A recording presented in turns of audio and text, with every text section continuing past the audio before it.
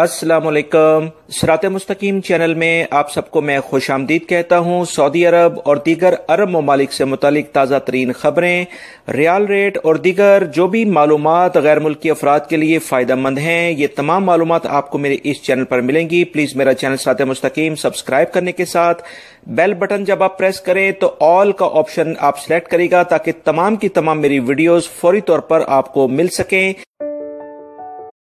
Saudi अरब की वजारत petroleum ने एलामिया जारी करके बताया है कि सऊदी अरब में पेट्रोल की नई कीमतों का इतलाक आज से शुरू होगा। यानी आज से पेट्रोल की कीमतों में तब्दीली कर दी गई है जो कि अगले 3 महीने तक लागू होगी। तफसीलात के मुताबिक 91 का जो पेट्रोल है पहले 1.53 में मिल रहा था, अब 1.50 रियाल में मिलेगा, यानी 3 हलाले की इसमें कमी की गई है। जबकि 95 का पेट्रोल जो है वो अब मिलेगा 2.05 हलाले का, जो कि पहले 2.18 हलाले का मिलता था। इसमें 13 हलाले की कमी की गई है। यानी मजमूई तौर पर अगले 3 महीनों के लिए पेट्रोल की कीमतों में कमी कर दी गई है, जो कि सऊदी हुकूमत का अपनी आवाम के लिए एक बेहतरीन इकदाम है जिसे अप्रिशिएट किया जाता है। याद रहे, सऊदी अरब में हर 3 महीने के बाद पेट्रोल की कीमतों में रद्दोबदल किया जाता है, जबकि दीगर खलीजी ममालिक में हर महीने के महीने पेट्रोल की कीमतों में रद्दोबदल होता है। सऊदी अरब में वजारत मेहनत की जानिब से एक एलामिया जारी हुआ है जिसमें कहा गया है कि सऊदी अरब में मुलाजिम और जो कंपनीज हैं उनके हकूक़ के तहफ़्फ़ुज़ के लिए ख़ास ख्याल रखा गया है और हर साल की साल कुछ कवानीन में तब्दीली की जाती है, जिसका इजहार उन्होंने इस रिपोर्ट में जारी किया है। वजारत अमल के कवानीन के मुताबिक कोई भी गैर मुल्की शख्स अगर दूसरे मुल्क से हायर किया जाता है तो उसे आते ही लाजमी तौर पर एग्रीमेंट की कॉपी जो मुआहिदा दोनों के दरमियान हुआ है वो फराहम की जानी चाहिए और उसकी एक कॉपी वजारत अमल को भी लाजमी तौर पर देनी चाहिए। इस बारे में मैं ऑलरेडी आपसे एक तफसीलन वीडियो भी शेयर कर चुका हूँ। सऊदी अरब में कानूनी तौर पर मुकीम जो गैर मुल्की अफराद हैं, सबसे ज़्यादा इस बात का ख्याल इन्हें रखना चाहिए कि इन्हें जो मुआहिदा वतन से रवानगी से कबल दिया गया था, इस पर मुख्तलिफ इदारों, इनफरादी कफ़ील या इसके मुकर्रर करदा नुमाइंदों के दस्तखत लाजमी होने चाहिए और स्टैम्प भी होनी चाहिए।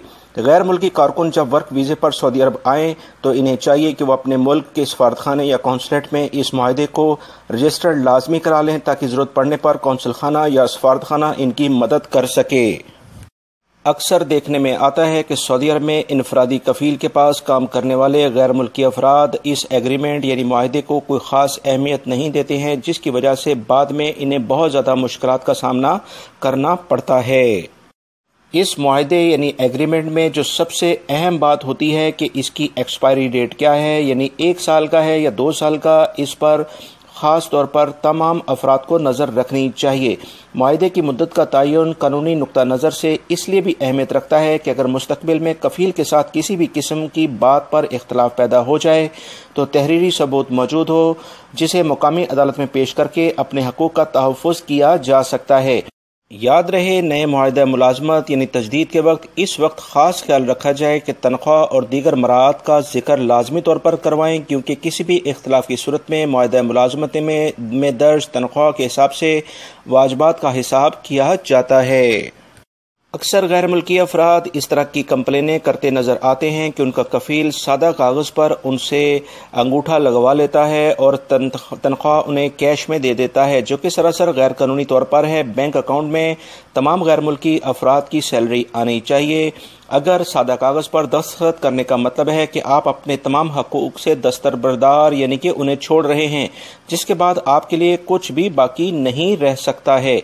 लिहाजा कानून के मुताबिक आपको चाहिए, तमाम गैर मुल्की अफराद को चाहिए कि जो भी वजारत अमल की जो कवानीन हैं उन्हें जाने। इंशाअल्लाह मैं इस चैनल के ज़रिए आप तमाम हजरात को जो भी मालूमात हैं फ़ौरन शेयर करता हूँ। लिहाजा मेरी वीडियोज़ को देखने के बाद अपने दूसरे दोस्तों से लाजमी शेयर कर दिया करें।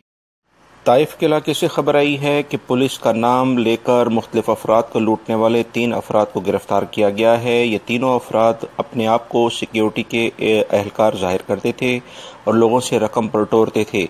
पुलिस को इतला मिली कि 3 अफराद ने 3500 रियाल से ज़ायद रकम मुख्तलिफ शॉप से ली है और 4 से 5 मोबाइल भी उन्होंने लिए हैं, मगर वो पेमेंट नहीं कर रहे और अपने आप को सिक्योरिटी यानी पुलिस के एहलकार जाहिर कर रहे हैं, जिस पर पुलिस ने फौरी तौर पर कार्रवाई की اور تینوں افراد کو گرفتار کر لیا ہے اور انہیں عدالت میں پیش کیا ہے تاکہ ان کے خلاف قانون کے مطابق کارروائی کی جا سکے۔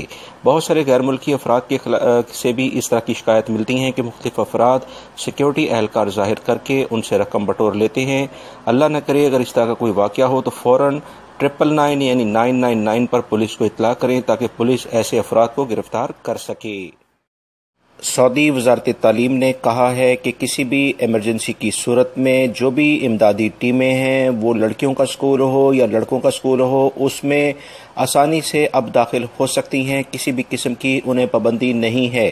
اس سے پہلے لڑکیوں کے اسکول میں امدادی ٹیمیں کسی بھی ایمرجنسی کی صورت میں پہلے انہیں اجازت نامہ لینا پڑتا تھا، اس کے بعد وہ انٹر ہو سکتی تھیں۔ اب اس بارے میں تمام کی تمام کارروائی فوری طور پر کی جائے گی تاکہ کسی بھی ایمرجنسی کی صورت سے نپٹا جا سکے۔ وزارت تعلیم کی جانب سے تمام اسکولوں کی جو لیڈیز کی اسکول کی جو پرنسپلز ہیں اور مردوں کے جو اسکولز کے پرنسپل ہیں انہیں یہ احکامات جاری کر دیے گئے ہیں۔ سعودی عرب کی ریسرچ اسکالر جوہرا الجہنی نے مطالبہ کیا ہے کہ نکاح کے لیے کریکٹر سرٹیفکیٹ کی شرط رکھی جائے۔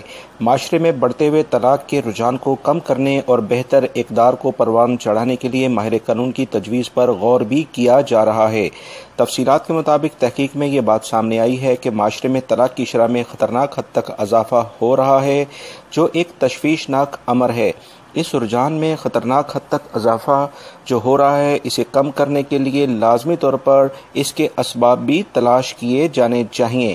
یاد رہے سعودی عرب میں شادی سے قبل میڈیکل چیک اپ کی شرط ہے اور اس کے ساتھ ساتھ اب کریکٹر سرٹیفکیٹ کو بھی لازمی کیا جائے تاکہ معلوم ہو سکے کہ ماضی میں کس طرح کے جرائم میں کوئی بھی شخص ملوث تو نہیں رہا ہے۔